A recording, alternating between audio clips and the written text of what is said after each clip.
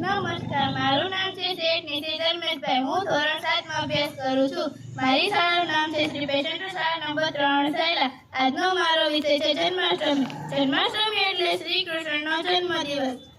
શ્રાવણ મહિનાની આઠમની રાતે શ્રી કૃષ્ણનો જન્મ મથુરાની જેલમાં થયો હતો.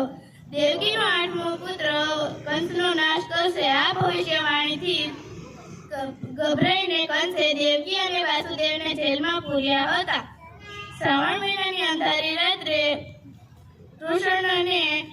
શ્રી કૃષ્ણને કંસના અત્યાચારથી બચાવવા માટે વાસુદેવે ગોકુળમાં નંદરાજના ઘરે મૂકી ગયા અને જશોદાની પુત્રીને લઈ આવ્યા.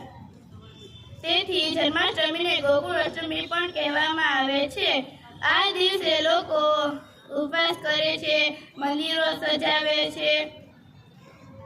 સજાવે છે અને શ્રાવણ મહિનાની 8મના દિવસે રાત્રે 12 વાગે કૃષ્ણ જન્મની ઉજવણી કરે છે. ત્યારે લોકો નાચે છે, કૂદે છે, ગુલાલ ઉડાડે છે અને ગીત ગાય છે. નંદ ઘેરા નંદ ભયો, જય કનૈયા લાલ કી, હાથી ઘોડા પાલકી, જય કનૈયા લાલ કી.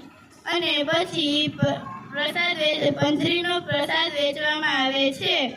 શ્રી કૃષ્ણનું મૃત્યુ બાણ વાગવાથી થયું હતું. જ્યારે શ્રી કૃષ્ણનું મૃત્યુ થયું ત્યારે તેમના બધા જ અંગો રાખ થઈ ગયા હતા, પરંતુ તેમનું હૃદય આજ પણ ધડકે છે. અમદાવાદમાં જગન્નાથની મૂર્તિમાં તેમનું હૃદય આજ પણ ધડકે છે. દર વર્ષે અમદાવાદમાં જગન્નાથ યાત્રા કાઢવામાં આવે છે. અસ્તુ.